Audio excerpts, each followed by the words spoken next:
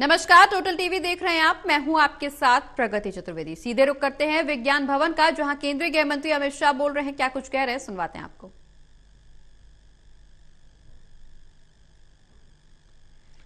आज टेररिज्म की चर्चा हो तो पूरी दुनिया भारत के प्रधानमंत्री क्या कहते हैं उसकी ओर देखती है। सोलर अलायंस का हम नेतृत्व कर रहे हैं। ग्रीन एनर्जी और विशेषकर ग्रीन हाइड्रोजन के उत्पादन में आज पूरी दुनिया भारत की ओर देख रही है। कई सारे इनिशिएटिव हमारे आज पूरे विश्व का मार्गदर्शन कर रहे हैं और ये 9 साल के अंदर मोदी जी ने हर क्षेत्र के अंदर भारत को बदलने का प्रयास किया है और भारत को बदलने में सफल भी रहे हैं। देश के अर्थतंत्र को भी ये 9 साल में एक नई दिशा देने का और मजबूती देने का काम भारत सरकार ने किया है। एक प्रकार से 9 साल प्रॉमिस, परफॉर्मेंस और परिणाम के 9 साल रहे हैं। जो वादे 2014 में किए गए थे, वो वादों को पूरा करने के लिए, परफॉर्म करने के लिए एक पुरुषार्थ हुआ और वादे भी होते हैं, परफॉर्मेंस का प्रयास भी होता है, मगर कई बार परिणाम नहीं मिलता है। मुझे आनंद है कि ये परफॉर्मेंस का परिणाम भी हम अच्छे से मिल रहा है और उसी का परिणाम है कि 2014 में हम विश्व में 11 नंबर की अर्थव्यवस्था थे, आज हम 5वें नंबर की अर्थव्यवस्था बने हैं। इतनी बड़ी छलांग भारतीय अर्थतंत्र ने कोई 9 साल में कभी नहीं लगाई। बहुत बड़ी छलांग है। हमें ज्ञात रहना चाहिए कि 11वें नंबर पर हम 10 साल रहे हैं।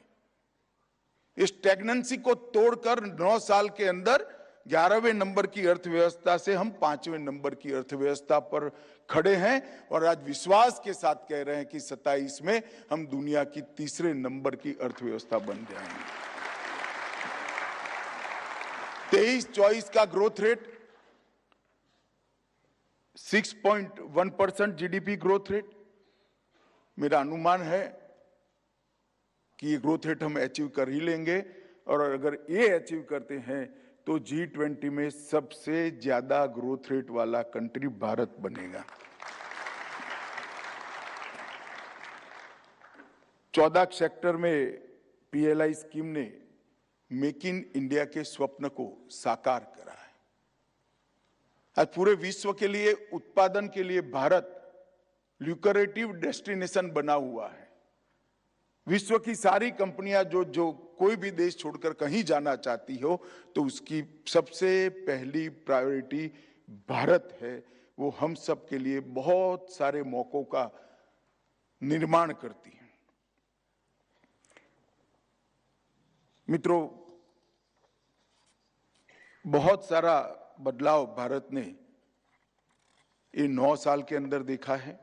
मैं कुछ चीज जरूर कंपैरेटिवली बताना चाहूंगा जिससे हम सब के आत्मविश्वास में भी वृद्धि हो और कितनी बड़ी अपॉर्चुनिटी हमारे सामने खड़ी है इसके प्रति हमारा ध्यान जाए। जीडीपी 2004 से 14 का जो एक कालखंड था वो पूरे देश को झंझोड़ने वाला था। राजनीतिक अस्थिरता का 30 साल का दौर का ये अंतिम समय था।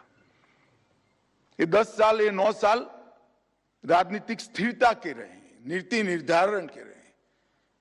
10 साल में कहा जाता था कि इस देश को पॉलिसी पैरालिसिस हो गया है। हमने ढेर सारी नीतियों का निर्माण ये 10 साल के अंदर किया है और इसी का परिणाम है कि हमारा जीडीपी 2.03 ट्रिलियन से 3.75 ट्रिलियन तक पहुंचाने में हमें सफलता मिली है, जो लगभग 2 गुना है।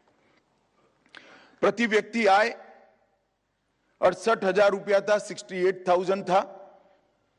2013-14 का मैं आंकड़ा कह रहा हूं और प्रति व्यक्ति आय 22-23 में 1,80,000 करने में हम सफल हुए। कैपिटल एक्सपेंडिचर 2014 का जो अर्थतंत्र का एक बहुत बड़ा पैरामीटर्स होता है कि बजट में कैपिटल एक्सपेंडिचर कितना है, इसके आधार पर ही अर्थतंत्र के भविष्य का आकलन होता है। कैपिटल एक्सपेंडिचर 2014 में 3.9 लाख करोड़, लगभग 4 लाख करोड़ था और 2023 में हमने 10 लाख करोड़ तक पहुंचाने का काम किया। हम सब जानते हैं हम फेडरल स्ट्रक्चर में रह रहे हैं। जब तक टीम इंडिया का कंसेप्ट न हो, इस देश का सर्वांगीण विकास हो ही नहीं सकता। कोई भी देश का एक हिस्सा अविकसित हो और एक हिस्सा बहुत ज्यादा विकास कर जाए तो देश का कभी भला नहीं होता है। तो टीम इंडिया के कंसेप्ट को मोदी जी ने बढ़ाया और भारत सरकार द्वारा राज्यों को आवंटित राशि जो 2004 से 14 के बीच में 30 लाख करोड़ थी, एक दशक में 30 लाख करोड़, और 2014 से अब तक 9 साल में 30 लाख करोड़ की कंपैरिजन में 100 लाख करोड़ रुपया राज्यों को देने का काम केंद्र सरकार ने किया। इससे राज्यों के बजट भी काफी समृद्ध हुए हैं। टैक्स डिवैल्यूएशन का सवाल है क्योंकि टैक्स की रिकवरी बढ़ी है। पहले 19 लाख करोड़ था, 4 से 14 की बात कर रहा हूं। अब 14 से अब तक 9 वर्ष के अंदर 19 लाख करोड़ से बढ़कर 70 लाख करोड़, 70 लाख करोड़ तक पहुंचाने का हमने काम किया।